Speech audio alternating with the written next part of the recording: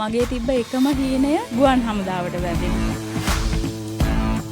ඒක හරි භයානකයිනේ. ඇක්සිඩන්ට් එකක් වෙන්න පුළුවන්, මොනවා අතප්පයක් කැඩෙන්න පුළුවන්, සමහරට ජීවිතේ උනත් නැති වෙන්න පුළුවන්. ඒ කියන්නේ රේස් එක ෆිනිෂ් කරන එක තමයි පළවෙනි ටාස්ක් එක.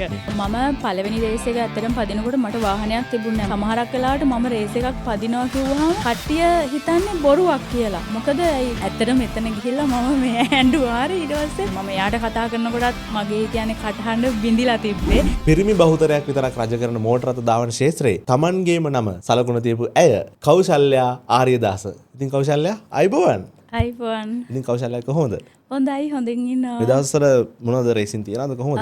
ඔව් මේ දවස් ටිකේ කියන්නේ පහුගිය දවස් ටිකේ දැන් ලංකාවේ තියෙන මේ තෙල් ප්‍රශ්නෙත් එක්කලා රේස් ටිකක් තිබුණ නැහැ.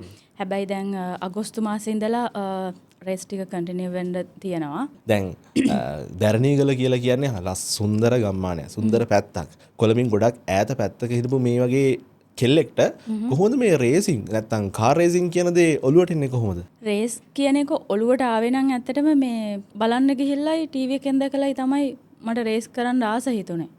කොයි කාලේ වගේ දැන් ඔය රේසින් පදින්න ආස හිතාවේ? රේස් පදින්න රේස් ටීවී එකේ නිතරම යනකොට බැලුවා. හැබැයි මම 2018 තමයි රේස් එකක් බලන්න ගියේ ටිකක් ඈතකට. ඒ කියන්නේ 2018 තිබ්බා ඌව කුඩාය කමාන්ඩෝ සුපර් ක්‍රොස් එක. එතකොට ඒක බලන්න තමයි රේස් මේකට ගියේ. මගේ යාළුවෙක් කෙනා රොමේෂ් ලසන්ත. එයා තමයි ගොඩක් රේස් වලට ඉන්ට්‍රස්ට්. එයා තමයි මාව රේස් වලට මේ අපි මෙහෙම බලන්න යන් මෙහෙම රේස් එකක් තියෙනවා යන් කියලා මාව අර ඒකට මේ කැමැත්තක් ඇති කෙරෙව්වේ එයා. ඊට පස්සේ අපි ඒ රේස් එක බලන්න ගියා. බලන්න ගිහිල්ලා ඉතින් රේස් කරන හැටි මොකද මට ඩ්‍රයිව් කරන එකට ලොකු ආසාවක් තිබ්බා. ඒ කියන්නේ වාහන ඩ්‍රයිව් කරන්න එලවන්න මං හරි ආසයි. ඒක නිසා මේ මට බලනකොට හිතුණා එක රේස් එකක් පැද්දනම් හොඳයි කියලා හිතුණා. ඒක මම දන්නවා ටිකක් අමාරු වැඩක්. එතකොට ඉතින් වාහන තියෙනවා, රේස් ට්‍රැක් එකේ යනවා, එතන ලොකු සොසයිටි එකක් තියෙනවා. එතනදි තමයි හිතුනේ රේස් එකක් පදින්න ඕනේ කියලා. කෞශල්‍යා ගැන ගොඩක් ඉන්ටර්වියුස් වල මම දැකලා තියෙන දෙයක් සහ කෞශල්‍යා ගැන අහලා තියෙන දේවල් එක්ක කෞශල්‍යා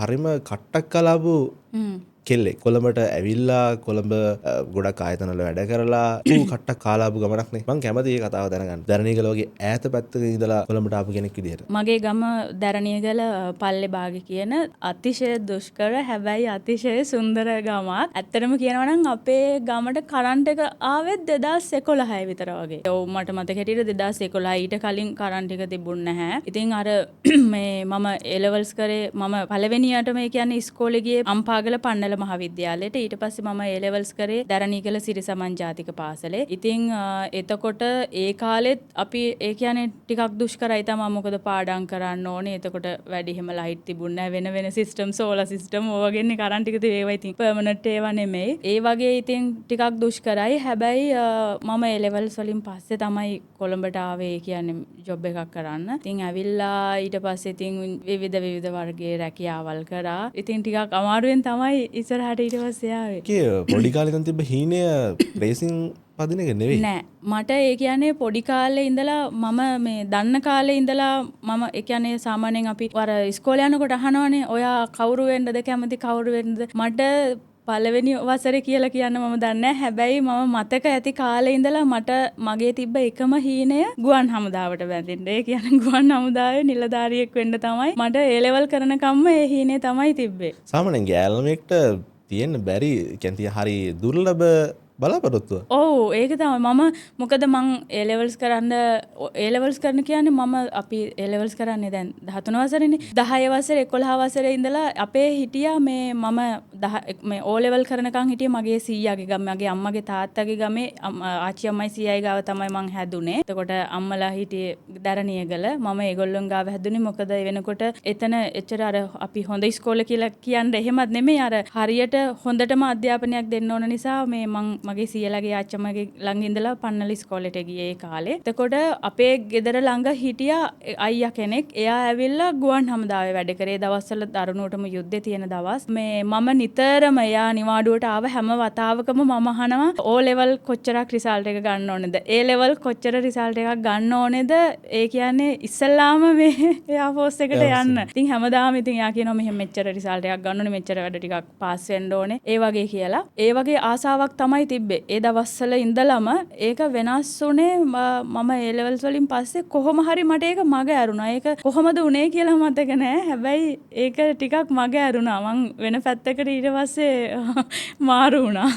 දැන් දැරණීගල ඉඳලා කොළඹ ඇවිල්ලා මං කැමති කෞශල්‍යයක දැනගන්න මේ කොහොමද මොකද ටර්නින් පොයින්ට් එක උනේ කාර් රේසින් කියන ෆීල්ඩ් එකට එන්න?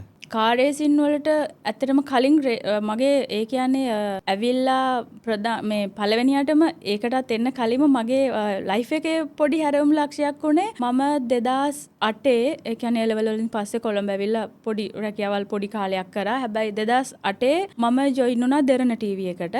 ඉතින් දෙරණ ටීවී එකට මම මේ ජොයින් උනේ ප්‍රසන්ටර් කෙනෙක් වෙන්න. හැබැයි ඒක අහම්බෙන් මම මාකටිං පැත්තට ගිහිල්ලා ඊට පස්සේ මම දිගටම මාකටිං කරන්න පටන් ගත්තා. ඉතින් ඒ කරනකොට මගේ ටර්නින් පොයින්ට් එක උනේ දෙරණ කියන්න හේතුව මොකද එතනදී මට මේ මගේ ඒ කියන්නේ අපේ ලයිෆ් එක කියන්නේ මොකද්ද ඉස්සරහට කරන්න ඕන මොනවද කොහොමද ජීවත් වෙන්නේ මේ කොළඹ ඇවිල්ලා අපි මේකේ සර්වයිව් වෙන්නේ කොහොමද කියන එක මට එතනදී තමයි තේරුනේ. ඉතින් එතනදී තමයි මගේ ජීවිතේ අනිත් පැත්තට හැරුණේ. ඒ කියන්නේ දැන් මම කොළඹ ආවේ මුකුත්ම නැතුව කිසිම දෙයක් නැහැ. ඒ කියන්නේ මගේ ඥාති ගෙදරක නැවතිලා ඉඳලා එහෙම තමයි ඒ කියන්නේ මේ ජොබ් එකට ගියේ බස් එකේ යනවා. ඉතින් පයින් යනවා අරවම එහෙම ගිහිල්ලා ඊට පස්සේ දෙරණදින් මම මාකටිං කරන්න පටන් ගත්තට පස්සේ මට මගේ කියලා කාර් එකක් ගන්න පුළුවන් වුණා. ඉතින් අර එතනදී මම මේ හදාගත්ත දේවල් ටික තමයි ටර්නින් පොයින්ට් එක උනේ. ඊට පස්සේ මම 2013 හිරු ටීවී එකට ගියා. ඒත් මම මාකටිං වලට ගියේ. ඊට පස්සේ එතනදින් අර මගේ චුට්ටක් උඩට ගිය එක ඒ කියන්නේ මගේ ජීවිතේ අපි කියන්නේ ටිකක් අර හොඳ තත්යකට ආපු එක තවත් හොඳ තත්යකට ආවා මම හිරු එකට ගියාට පස්සේ. ඉතින් මම මේ ඒ ආයතන දෙකටම ඇත්තටම මගේ අම්මයි තාත්තයි වගේ මම ඒ කියන්නේ මට ගරුත්වයක් තියෙනවා. මම ස්තුති කරන්න කැමති මේ වෙලාවේ. මොකද එහෙම තිබුණ නැත්තම් මම සමහරක් වෙලාවට වෙන පැත්තකට යවෙන්න තිබ්බා. හිරු එකේ ඉන්නද්දි තමයි මම රේස් බලන්න ගියේ. එතකොට ඒ බලන්න ගිහිල්ලා තමයි රේසින් වලට ආස හිතිලා ඔය වගේ මේ වගේ රේස් පදින්න ඕනේ කියලා හිතුනේ. දැන් දැරණීගල වගේ පැත්තක ඉඳලා මේ වියදම් අධික මේ වගේ ශේෂ්ත්‍රයකට එනකොට කොහොමද වාට ගෙදරින් හම්බෙච්ච සපෝට් එක? ඇත්තටම කියනවා නම් රේසින් කියන්නේ ලොකුවටම වියදම් වෙන කියන්නේ ක්‍රීඩාවක් ස්පෝර්ට් එකක්. එතකොට දැන් මගේ ඉන්න මගේ පවුල් පසුබිම අනුව රේසින් වලට වියදම් කරන්න දෙයක් බලන්න යන්නවත් හැකියාවක් තියෙන පවුල් පසුබිමක් නෙමෙයි තිබ්බේ. මොකද රේසින් වලට කියන්නේ කොච්චර වියදමක් යනවද කියලා දැන් තමයි දන්නේ. එළි ඉන්න අයත් ඉතින් දන්නවා. ඇවිල්ලා ඉතින් මගේ ගෙදර කට්ටිය හරිම කැමති. මගේ ගොඩක් වෙලාවට රේසින් වලදී අපේ පේරන්ට්ස්ලා දෙමව්පියෝ කැමති නෑ. දැන් මං අහන රේසස්ලා ඉන්නවනේ. ඒ දැන් ට්‍රැක් එකේදීන් හම්බ වෙනවනේ යාළගේ අම්මලා තාත්තලා. ඒගොල්ලොන් වැඩි කැමති නෑ. දැන් රේසස්ලාත් කියනවා අපේ අම්මා කැමති නෑ තාත්තා කැමති නෑ රේස් පදිනෝටි කියලා. ඒක එකම හේතුව තමයි ඒක හරි භයානකයිනේ. ඇක්සිඩන්ට් එකක් වෙන්න පුළුවන්, මොන හරි අතප්පයක් කැඩෙන්න පුළුවන්, සමහරට ජීවිතේ උනත් නැති වෙන්න පුළුවන්. ඒක නිසා බයයි. දැන් අපේ අම්මලා තාත්තලාත් ඒක ගැන දන්නවා. හැබැයි අපේ තාත්තට ලොකු උමනාවක් තිබ්බා. කවුරුත් නොකරපු වැඩක් මම කරනවා දකින එකට එයාලට ඒක මට හිතෙන්නේ අර අභිමානයක් ආඩම්බරයක් තිබ්බා. ඉතින් අම්මයි තාත්තයි නම් පොඩ්ඩක්වත් අකමැති වුණේ නෑ. ඒගොල්ලොන් හරිම සපෝට්. මොකද මට කරන්න බැරි වැඩවල් තියෙද්දි සමහරක් වෙලාවට අපේ තාත්තා හැමතිස්සෙම කියන්නේ දැන් ගොඩක් දේවල් මම තනියෙන් කරගත්තා. ඉතින් ඒක නිසා ඕකත් තනියෙන් කරගන්න පුළුවන්. මේ try කරලා උනන්දු වෙලා බලන්න වැඩ කරගන්න පුළුවන් කියලා. ගෙදරින් මගේ අක්කයි මල්ලි ඉන්නේ. මට සහෝදරයෝ දෙන්න සහෝදරයයි සහෝදරියයි. ඒ දෙන්නත් ගොඩක් සපෝට් කරනවා මගේ රේසින් වලට. අද අම්මයි තාත්තයි මොන වගේ සතුටක්ද? ඔව් අද තාත්තා නම් මේ වැඩි ඒ කියන්නේ කියවන්න යන්නේ නැහැ. හැබැයි අම්මා නම් දැන් මගේ පත්තරයක මේ මොනවාද ආටිකල් එක. ඔව් ආටිකල් එකක් ෆ්‍රන්ට් පේජ් එකේ ගියොත් ටවුන් එකට ගිහලා ඔක්කොම පත්තර ගන්න. දැන් මම ටවුන් එකට ගියාම හදිසියෙන් හරි ගෙදර යනකොට කියනවා කට්ටිය අහනවා ඔයාගේ ආටිකල් එකක් යන්නේ නැද්ද ළඟදී? මං එහෙනම් හයි කියලා නෑ. අපේ පත්තර ටික එතකොට ඔයගොල්ලන්ගේ අම්මා ඇවිල්ලා ගන්නවා එහෙම කියලා කියනවා. එක දවසක් අම්මට හොස්පිටල් එකට යන්න වෙලා. ඒ කියන්නේ එයා කොහෙ ගියත් සමහරක් වෙලාවට පත්තරේ බෑග් එක දාගෙන ගිහලා පෙන්නනවා මේ මගේ මෙයා තමයි මගේ දුව එහෙම කියලා. හොස්පිටල් එකේ එක දවසක් නැවතිලා මේ අර එළියෙන් බෙහෙත් ගන්න කියනකොට මගේ කසින් ඇවිල්ලා බෙහෙත් ටික ගන්න යනකොට අම්මා කියලා තියෙන බෙහෙත් ටිකටත් කලින් අර පත්තරේ ගේන්න බැරි වුණා. පත්තරේ ගෙනල්ලා දෙන්න කියලා. එයාට ඕනේ ડોක්ටර්ස්ලාට නර්සස්ලාට ඔක්කොම පෙන්නන්න මෙයා මගේ දුව. එහෙම කියලා අර අම්මට ඉතින් හරියට ආඩම්බරේ තියෙනවා. තාත්තා එහෙම කායිකවත් කියන්න යන්නේ. එයා කවුරු හරි ඇහුවොත් ඉතින් අර එයාගේ හිතේ තියෙනවා මේ මෙහෙමයි කියලා. ඊට පස්සේ එයා ඉතින් ඒක ලොකු දෙයක් නෙමෙයි. ඉතින් එයා ඒ කාලේ ඉඳලා එහෙමනේ. ඒ වගේ කියනවා. එහෙම තමයි. ඒක අම්මා දෙමව්පියෙක්ට දෙන්න පුළුවන් ලොකු සතුටක්. ඒක මම හිතන්නේ ඒකට වටිනාකමක් මුදලින් දෙන්න පුළුවන් කියලා. ඒ කියන්නේ ඒක දෙමව්පියන්ගේ ඇත්තටම හදපතලෙම දැනන ආදරය තමන්ගේ දුව කියලා පෙන්වන්න අනිත් අයට ඒක වාව් ඉතින්. දැන් කෞශල්‍යා රේසින් ට්‍රැක් එකට එනකොට දැන් මම මුලදී කියපු දෙයක් තමයි මෝටර් ස්පෝර්ට් කියලා කියන්නේ බහුතරයක් ඉන්න පිරිමි අය. පිරිමි අය විතරක් ඉන්න මේ වගේ ශේෂ්ත්‍රයක යනවා ඉන්න නැතුව නෙවෙයි. මේ වගේ ශේෂ්ත්‍රයක ඉස්සරෝම මේ කෙල්ලෙක් මොනවද මේ කරන්නේ? මේ වගේ කතා ආවේ නැද්ද ඔයාලට? මම පළවෙනි රේස් එක පදිනකොට එහෙම හිතුවා. මොකද මගේ පවුලේ කිසිම කෙනෙක් රේස් වලට සම්බන්ධ සාමාන්‍යයෙන් රේසින් වලට මම එන කාලේ හිටියේ ගොඩක් වෙලාවට ස්පෙෂලිම විශේෂයෙන්ම ගෑනු ළමයෙක් කෙනවනම් එයාගේ අයියා හරි තාත්තා හරි අම්මා හරි කවුරු හරි එක්කෙනෙක් එක්ක ඥාතියෙක් හරි රේස් කරලා තියෙනවා. එහෙම නැත්නම් රේස් වලට සම්බන්ධ වෙලා හරි තියෙනවා. හැබැයි මගේ පවුලේවත් මගේ ගමේවත් කිසිම කෙනෙක් රේස් බලලවත් රේස් එකක් කියන්නේ මොකක්ද කියලාවත් සමහරක් වෙලාවට දන්නේ නැති අය හිටියේ. ඉතින් අර මම වගේ කෙනෙක් එනකොට පොඩ්ඩක් කට්ටිය බලන කොහොමද කරන්නේ? ගොඩක් වෙලාවට අර ඒ කියන්නේ මුලදින් එනකොට සමහරක් අයගේ කියන්නේ 100ට අර 99.99%ක්ම හොඳයි. හොඳ කමෙන්ට්ස් දෙන අය. අර පොඩි ප්‍රමාණයක් ඉන්නවා ඉතින් නිකන් අපි කියන කඩා කප්පල් කරන්න වගේ එහෙම ඉන්නවා. එහෙම අයත් හිටියා. ඉතින් කොහොම වුණත් මම ඉතින් ඒවා වැඩි ඔලුවට ගන්න නැතුව මගේ වැඩේ මම කරගෙන ආවා. මම ගානට කරගෙන යනවා. දැන් මේනකොට වත් එක මොනවාගේ ස්පොන්සර්ස්ලා ටිකක්ද සෙට්ලා ඉන්නේ? මගෙත් එක්කලා දැන් අපි මේ අවුරුද්දේ තම රේසස් හරියටම පටන් ගත්තේ නැහැ. නමුත් වර්ත් ලංකා එක මගෙත් එක්ක ස්පොන්සර්ස්ලා ඉන්නවා. ඊට පස්සේ Fintex Finance, Kangaroo Caps, මේ තියෙන්නේ එතකොට Rough T-shirt, Supreme Motor House මේ ටික තමයි දැනට මගේ ස්පොන්සර්ස්ලා ඉන්නේ. එතකොට මගේ වර්ක්ෂොප්ස් වල Lab 57, Yoshira Performance, Replica Speed, RK Performance ඒගොල්ලොන් තමයි මගේ ටෙක්නිකල් සයිඩ් එකෙන් මගේ වාහනය ගැන බලන්නේ. ඉතින් කෞශල්‍ය මම කැමති වගේ දැන් මේ මෝටර් ස්පෝර්ට් ජර්නි ගැන කතා කරන්න. මේ කියන්නේ ඔයාගේ පළවෙනි රේස් එක කවද්ද තිබ්බේ? ඒකේ මොකද්ද ඔයාලට ලැබිච්ච ප්ලේස් එක? ඒ කතාව කියන්න මට. පළවෙනි රේස් එක මම පැද්දේ 2018 රොදහැම් කටුකුරුන්ද කියන ටාමැක් රේස් එක. කටුකුරුන්ද එයා ෆෝස් බේස් එකේ තිබ්බේ මේ රේස් එක. කටුකුරුන්ද රේස් ට්‍රැක් එකේ. මට ඇත්තටම අර මම එතකොට කුඩායෝ ගිහිල්ලා ඇවිල්ලා හරියටම ඒක තිබ්බේ කුඩායෝ එක අගෝස්තු මාසෙ මට මතක හැටියට. හරියටම මාස 3කට විතර පස්සේ එතකොට මට කාර් එකක් තිබුණ නැහැ රේස් එකක් පදින්න. කාර් එකක් තිබුණ නැහැ. ඔව් කාර් එකක් තිබුණ නැහැ. මම රෙන්ට් අවුට් කරලා තමයි කාර් එකක් ගත්තේ මේ රේස් එක පදින්න. ඉතින් ඒ රේස් එකට මමත් එක්කලා කම්පිටිටර්ස්ලා 22ක් හිටියා. 22ක් හෝ 23ක්. තව එකම එක ෆීමේල් ඩ්‍රයිවර් කෙනෙක් හිටියා මාත් එක්ක. මම රේස් එකේ පටන් ගත්තේ 17 වෙනියට. මම රේස් එක ඉවර කරේ 12 වෙනියට. මගේ පළවෙනි රේස් එක ඉවර කරා ඒක. ඒක තමයි පළවෙනි රේස් එක. ඒ කියන්නේ අපි රේස් එකකදී ලොකුම දේ තමයි පළවෙනියටම දිනන එකට වඩා ඔක්කොටම වඩා දිනන්න ඕනේ රේස් එක ඉවර කරන එක. රේස් එක ෆිනිෂ් කරන එක. ඒ කියන්නේ ට්‍රැක් එකකින් එළියට යන්න නැතුව වෙන කාගේවත් හපන්න නැතුව ඒ කියන්නේ රේස් එක ෆිනිෂ් කරන එක තමයි පළවෙනි ටාස්ක් එක. ඉතින් ඒ රේස් එක මට 12 වෙනියට ෆිනිෂ් කරන්න පුළුවන් වුණා. ඒ රේස් එකත් එක බලනකොට ඒක ලොකු අචීව්මන්ට් එකක් වා. ඔව් මොකද ඒ වෙනකොට කිසිම එක්ස්පීරියන්ස් එකක් තිබුණ නැහැනේ. ඊට කලින් දවසේ මොකද මම ඒක රෙන්ට් එකටනේ ගත්තේ රේස් එක පදින්න කලින් දවසේ ලැබ් 2-3ක් විතර ඩ්‍රයිව් කරා. ඒ අරුණාට පස්සේ මට නිකන් පාරේ දුවන එක තමයි තිබ්බේ. පාරේ දුවන තිබ්බ එක්ස්පීරියන්ස් එක තමයි තිබ්බේ. වෙනකොට මම වාහනයක් ඩ්‍රයිව් කරා. තව මොනවද ඔයාගේ මේ වෙනකොට ලබා දෙන ජයග්‍රහණ? ඊට පස්සේ මම මීරිගම චැම්පියන්ෂිප් රේස් එකට මේ කරා. ඒකේ මම 5 වෙනි තැන ගත්තා. ඊට පස්සේ 2025 රේස් එක තිබ්බා පර්පල් සන්. ඒක හිල් ක්ලයිම් එකක්. ඒක තිබ්බේ අවිස්සාවෙල්ලේ. ඒකෙන් මම සෙකන්ඩ් ප්ලේස් වින් කරා ඒ රේස් එකේ. ඊට පස්සේ තිබ්බ රේසස් වලදී මගේ කායකේ ටෙක්නිකල් ඉෂුස් වෙලා රේස් දෙකක්ම මට අතරමැද නවත්තන්න වුණා. ඊට පස්සේ රේස් ටික නැවතුණා. ඊට පස්සේ තාම රේස් පටන් ගත්තේ නැහැ. මේ ඒතර කෞශල්‍ය දැන් ඔයා මොකද්ද පදින කැටගරිය? මොකක්ද පදින වාහනේ දැන් ඔයාගේ? දැන් මම කලින්ම පැද්දේ 2018 ඉඳලා Nissan March K11 මොඩල් එක.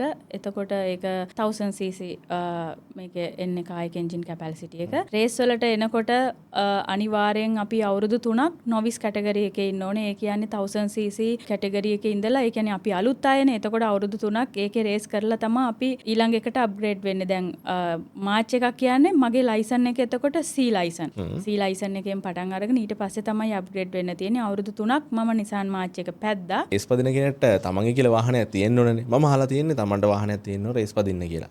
ඔයාට වාහනයක් තිබ්බද? මම පළවෙනි රේස් එක ඇත්තටම පදිනකොට මට වාහනයක් තිබුණේ නැහැ. මොකද මං රේස් එක බලන්න ගිහලා මාස 3ක් ඇතුළත තමයි පළවෙනි රේස් එක පැද්දේ. එතකොට මම හොයලා බලලා ඒ දවස්වල රෙන්ට් එකට දෙනවා, කාස් දෙනවා රේස් එකක් පදින්න විතර. රෙන්ට් එකට වාහන දෙනවා. ඔව් රෙන්ට් එකට වාහන දෙනවා.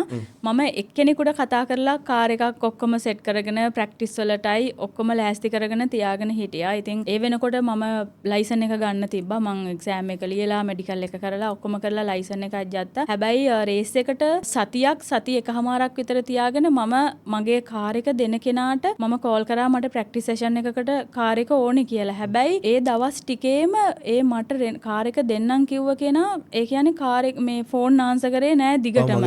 දැන් මාව නිකන් මග හැරියා වගේ. ඊට පස්සේ දැන් මට ඇත්තට එතකොට ඔයා හිතන්න දැන් අපි මේවා ඔක්කොම ලෑස්ති කරගෙන යාළුවන්ටත් කියලා ගෙදර අයටත් කියලා මම මේ රේස් එකක් පදිනවා. මොකද සමහරක් වෙලාවට මම රේස් එකක් පදිනවා කිව්වහම කට්ටිය හිතන්නේ බොරුවක් කියලා. මොකද මට එහෙම පදින්න පුළුවන් විදිහක් තිබුණේ නෑ. මගේ වාහනයකුත් නෑ. මං වගේ ඉන්න තත්යකට රේස් එකක් පදින්න පුළුවන්කමක් තිබුණේ නැහැ. ඉතින් ආන්සර් කරන්නෙම නැතුව හිටියා. ඊට පස්සේ මට දැන් රේස් එකට සතියකමාරයි කරගන්න දෙයක්වත් නැහැ. අතාරින්නත් බෑ. සමහර විට එතනදී අතාරියා නම් ආයි රේස් පදින්නෙම නැති වෙන්න පුළුවන්. අපේ ස්ලාස් එකේ හිටියා රෙක්ස් අංකල් කියලා. දැන් අද රෙක්ස් අංකල් ජීවතුන් අතර නැහැ. හැබැයි ඒ වුණත් මට මතක් කරන්න ඕනේ මම ස්ලාස් එකට ගිහිල්ලා ස්ලාස් කියන්නේ අපේ ඔටෝ මේ රේසින් වල තියෙන අපේ සොසයිටි එකේ මද කම්පැනි එක. එතකොට ස්ලාස් එකට ගිහිල්ලා මම රෙක්ස් අංකල්ට කිව්වා අංකල් මට රේස් එක පදින්න වාහනයක් නැහැ කියලා. ඇත්තටම මෙතන ගිහිල්ලා මම මේ ඇඬුවා. ඊට පස්සේ සතියයි තියෙන්නේ දැන් රේස් එකට කාර් එකක් නැහැ. මොකද කරන්නේ මෙහෙම ගිලසේ අංකල් හරීම හොඳයි. හරි. එයා ඒ දවස්වල ඉඳලා මට සෑහෙන්න උදව් කරා. එයා ඊට පස්සේ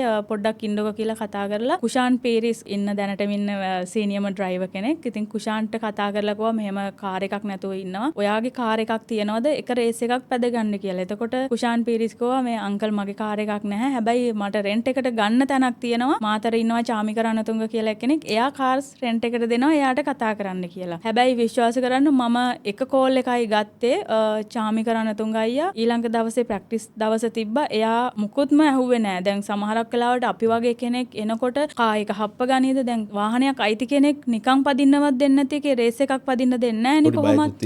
බයකුත් තියෙනවනේ. එයා කිසිම ප්‍රශ්නයක් ඇහුවේ නෑ. ඊළඟ දවසේ කාර් එක ට්‍රැක් එකට අරගෙන ආවා. මම හප්පයිද මොනවද ඒ කියන්නේ මම එයාට කතා කරනකොටත් මගේ කියන්නේ කටහඬ බිඳිලා තිබ්බේ. ඉතින් අර එයාට මං ගැන අනුකම්පාවක් හිතිලාද ඒ කියන්නේ උදව්වක් කරන්න ඕනද එහෙම දන්නේ කොහොමත් එයා හොඳ මිනිස්සෙක්. ඉතින් රේස් එකට කාර් එක ගෙනාවා ප්‍රැක්ටිස් දවසේ. ඊට පස්සේ ප්‍රැක්ටිස් එක කරලා ඒ කාර් එකෙන් තමයි මම රේස් එක පැද්දේ. ඉතින් මේ මට අමතක වෙන්නේ මගේ පළවෙනි රේස් එක මට පදින්න චාමිකයි අර එක්ස් අංකල් කුෂාන් පීරිස් එතකොට මට උදව් කරපු එක මට අමතක කරන්න බෑ. සමහරක් වෙලාවට එදා මට හදිසියකින් හරි ඒක රේස් එක පැදගන්න බැරි වුණා නම් ආයි සමහරක් වෙලාවට මෙහෙම අද ඇවිල්ලා කතා කරන්නත් අවස්ථාවක් නැති වෙන්න පුළුවන්.